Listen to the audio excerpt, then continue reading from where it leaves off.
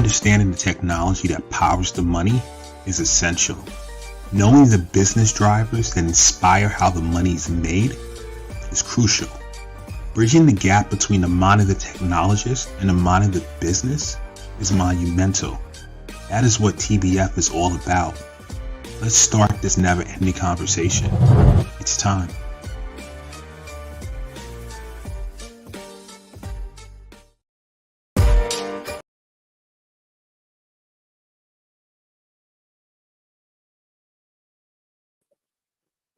Hello, happy Friday. Welcome back to another episode of the Tech Behind FinTech. I am your host, Nnamdi Osuagwu, and always excited to be here.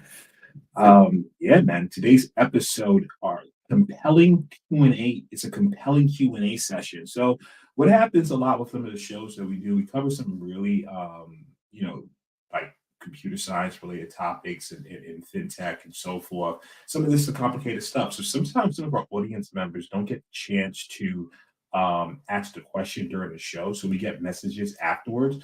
So what we decided to do today is go over some of those questions. Just really taking a question from each show that we received and answering it and diving deeper when necessary and opening the floor to additional questions that we may receive on those topics. So the shows that we're going to cover: minimal viable security product, quantum computing question, SASE. Always get that secure access service edge. And we're going to go over the online payment ecosystem, a question that we received from there. That was a really good question. So what we're going to start doing is doing more of these types. So we're going to let episodes go for a while and then gather some questions and circle back. And it also gives an opportunity as a refresher, just to refresh some of the topics that we discussed in past episodes. We're not going to go more than probably 2 to 3 months in episodes. We're not going to go for episodes from last year or so forth. Well, as of now, this way we can keep them. So when you're searching for it, you'll see that it'll say something like Q1 2023. And you look at those episodes. And we'll also in the comments post those episodes that we got questions from. So if you want to look at the full episode, you'll have the link to do so. Or as always, you can go to the techbehindfintech.com and all of our shows are on the website. Let's get some housekeeping stuff. So right now we're streaming live from Facebook, LinkedIn, YouTube, Twitch. We have a live stream going from Instagram as well on a separate device. So if you see me look over that way, that's because we have a separate device going from IG, and IG doesn't integrate with the platform that we use to stream.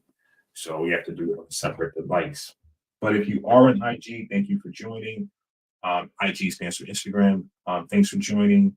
Also, we have the website pinned, so you can go directly to the website, and you can when you ask questions, it'll be part of the video episode. So without further ado, let's get into it.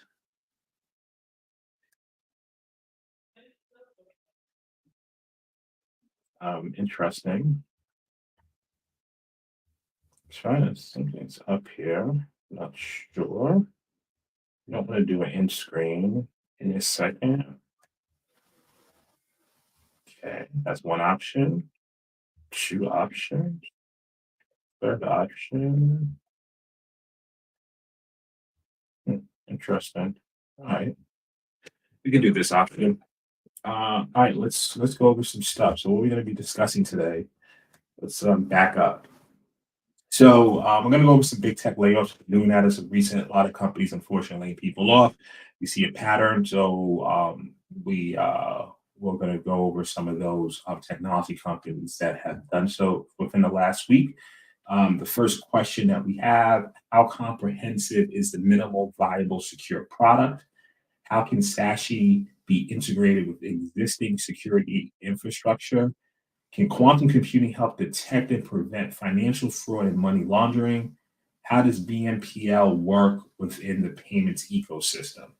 So not a quantum computing expert. I'm just going to say that right now.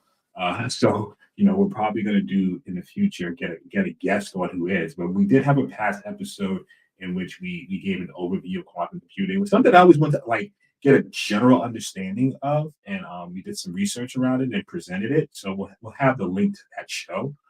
Um, without further ado, let's jump into the first one. So quickly discussing some layoffs for the week. ThoughtWorks laying off 500 people as of 3/1. Waymo, 209 people, 8% of their workforce. PayFit in Paris, 200 people. Eventbrite, 80 people. Electronic Arts, EA, 200. Down the list of companies that we recognize. Palantir, so that's that big data platform, 75 people. Down the list, Twitter, 200 people. That's last Saturday. Last Friday, Ericsson, 8,500. It's a pretty big number, 8% of their workforce. All right, I'm going to stop there. Now, let's get into this episode today, right? So the first question, how comprehensive is minimal viable security product? So so what I'm going to do is first, I'm going to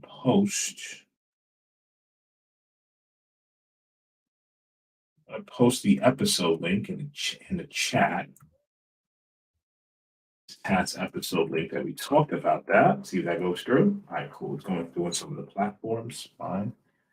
All right, so MVSP, right? What is that? So plain words, I think. The original was MVP, which came from the lean startup Eric Ries, right? Which is a minimal viable product. So it's basically, what type of features can you put in a new product that it's not fully ready, it's not fully baked in, but these are the minimum features you could put to actually make it customer beneficial, that customer will buy it. And this will kind of help you get answer some questions that you can now take back to put in your product. This way you're working on things the customer cares about as opposed to things that randomly you thought of that would be good. So it's actually testing out a real product. That's the whole point of an MVP. So to go into the minimal viable security product, we had a situation where when a lot of the bigger businesses are doing business with vendors, they have these security questionnaires.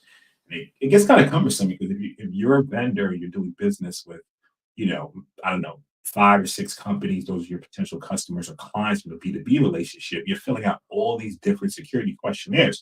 So some engineers at Google and Salesforce came up with the idea, why don't we just make some sort of consolidated questionnaire that we can use from an industry standpoint? And that is the minimal, they call it the minimal viable secure product. So let's understand what it's not, right? So it's not SOC 2, it's not NIST, it's not the more industry known frameworks, but those are a lot more deep and a lot more comprehensive, But what it is, it's saying that if you're in business right now and you might be a new vendor, someone who might not have a mature security, a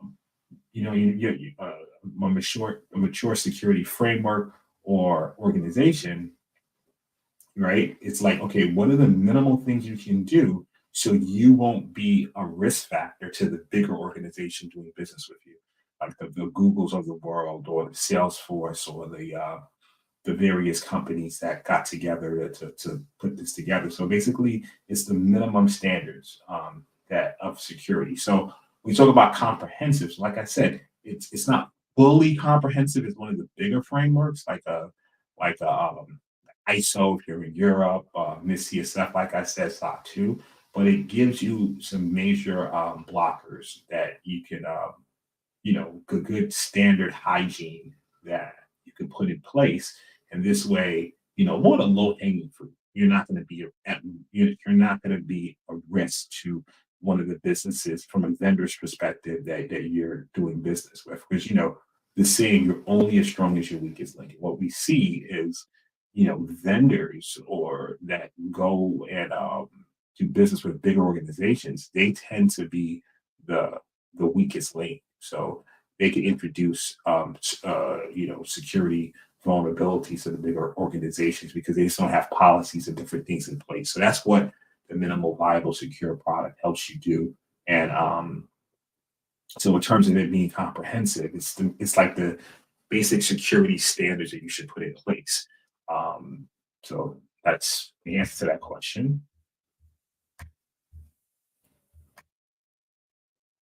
Next question, so a little bit more involved. See if we can find this. How can SASE be integrated with, oh, jump in here. How can SASE be integrated with existing security infrastructure? So what the question is basically asking is, you have an existing infrastructure, you have this new cloud security tool, it's actually more of a holistic tool. So what are the different steps you can integrate it within existing? So this is not greenfield. This is not a situation where it's new. Okay, I got someone from Instagram that's joined. Hey, what's up, Mark? It's not a situation where it's brand new. So you have an organization, you have your security architecture already planned out, you're actually implementing it, you're working with it. So now we're trying to understand, now you have this thing called SASE, which is a secure access service edge. How can that be integrated into the existing infrastructure? It's a good question, actually, right? So first, let's go over definitions. Oh, let me do something. Let me put the episode that we talked about SASE in depth in the comments.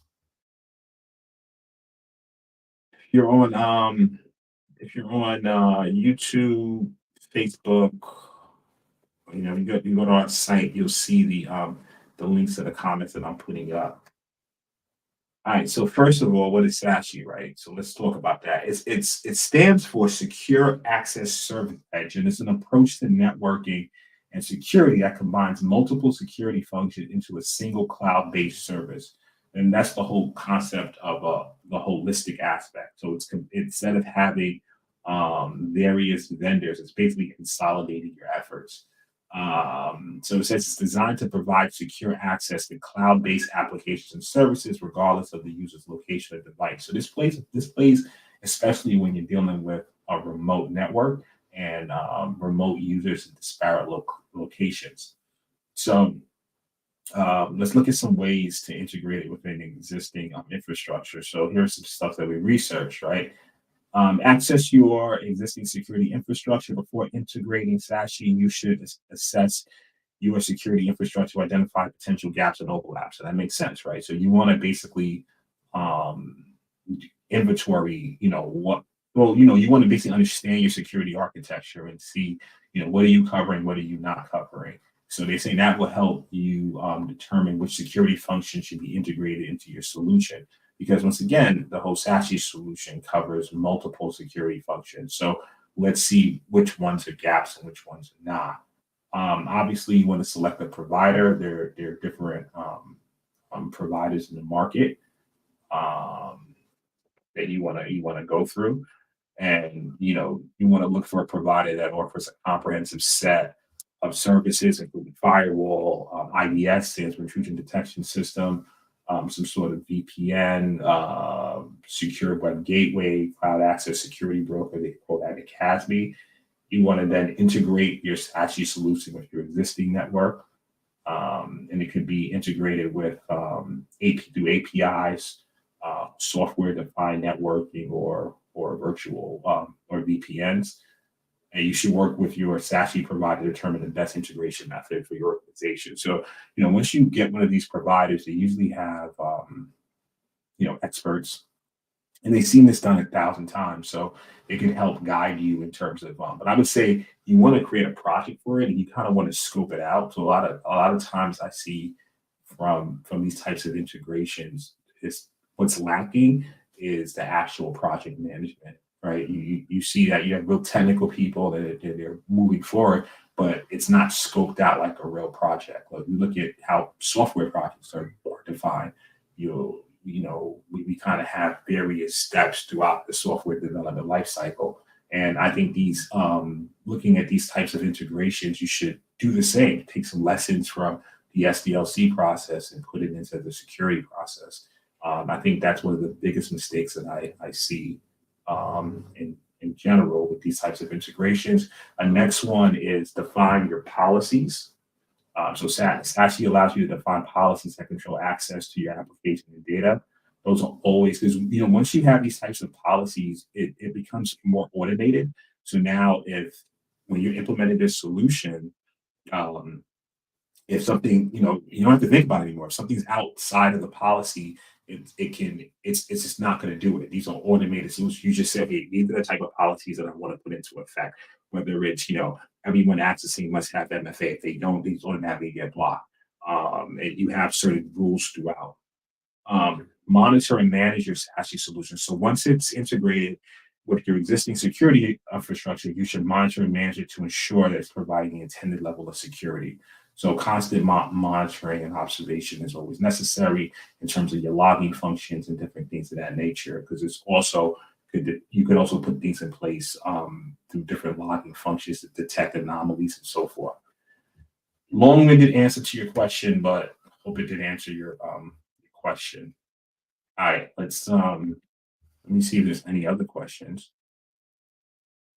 I know like some of these topics could get deep and we only have a certain, it's not like we're putting on a lecture. So that's why a lot of the follow-up questions come. So we're going to start doing some episodes like this just to like give like a refresher and touch base on things that we may have missed during the episode.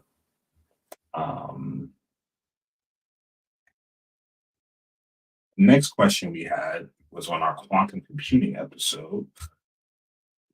That's one of the toughest episodes that I did today because sometimes I want to understand, but in terms of like just going through it and wrapping my head around it, if you ask me to regurgitate, I would have to look at my episode again to get some of those terms or read the notes.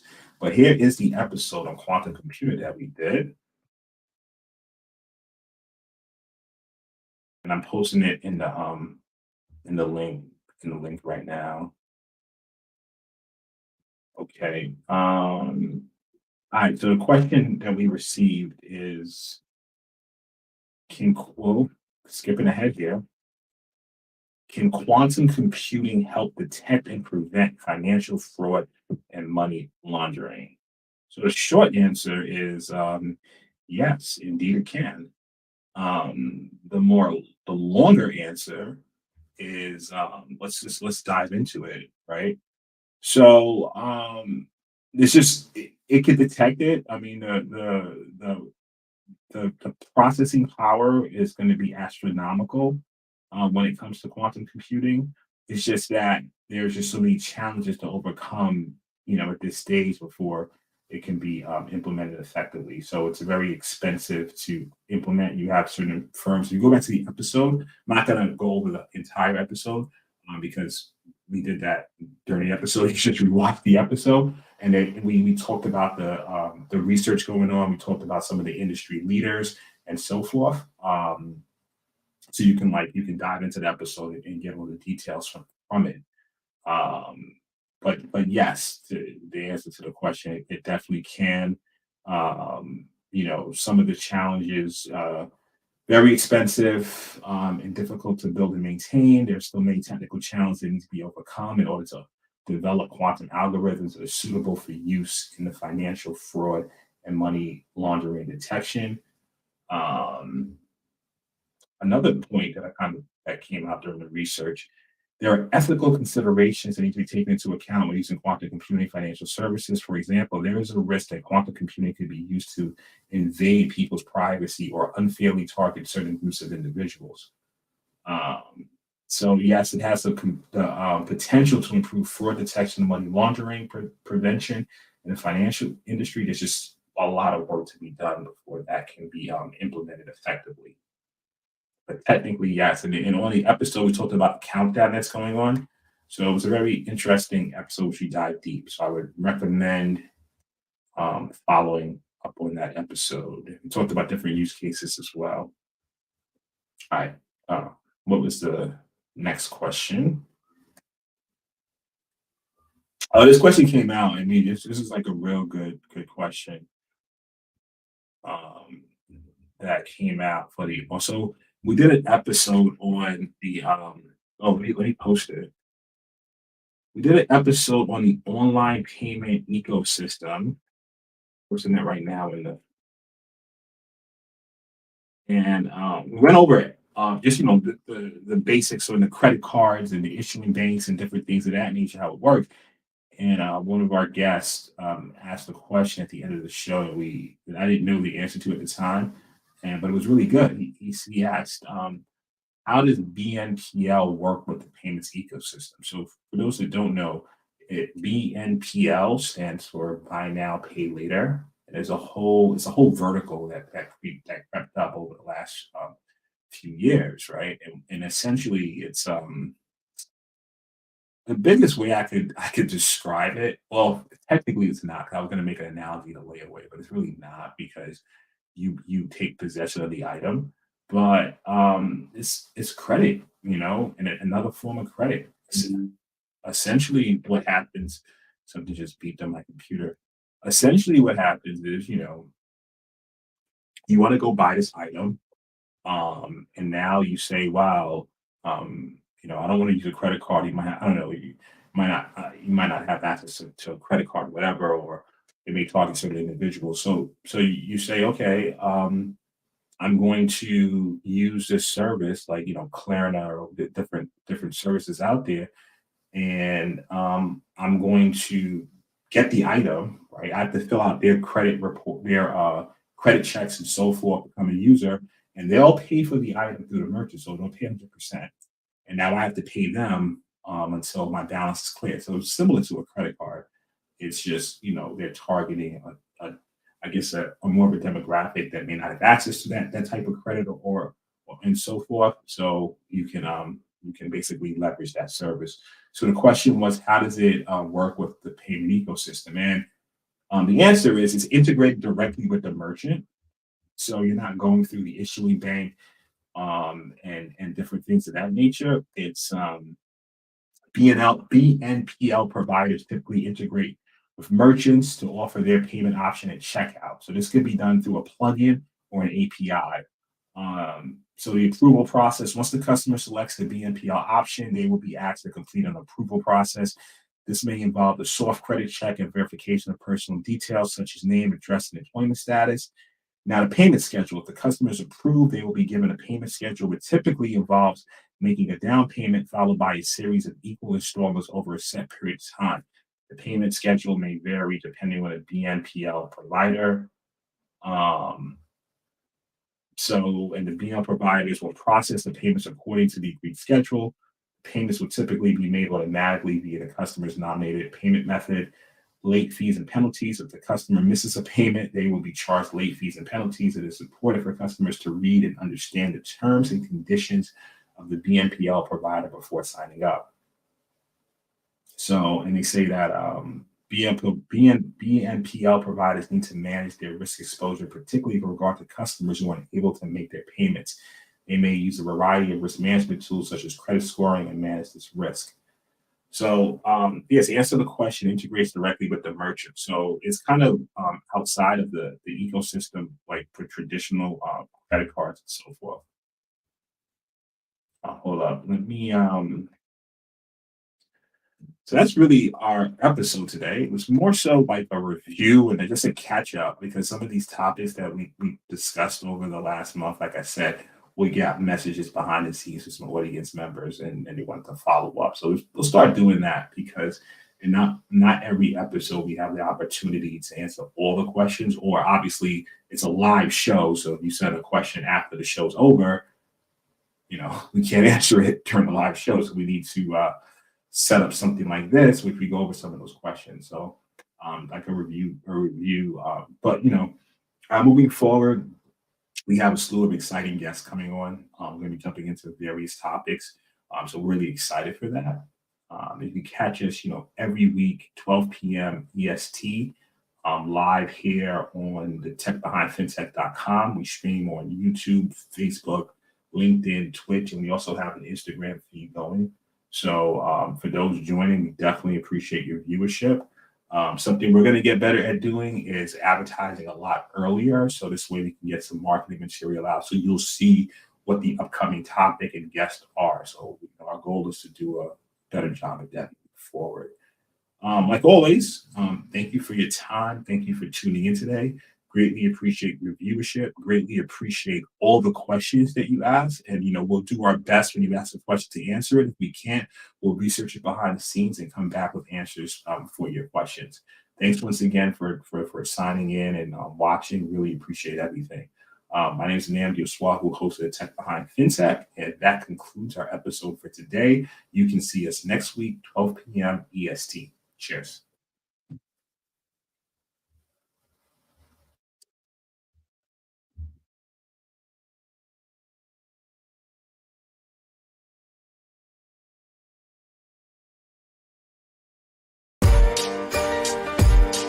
Understanding the technology that powers the money is essential. Knowing the business drivers that inspire how the money is made is crucial. Bridging the gap between the mind of the technologist and the mind of the business is monumental. That is what TBF is all about. Let's start this never-ending conversation. It's time.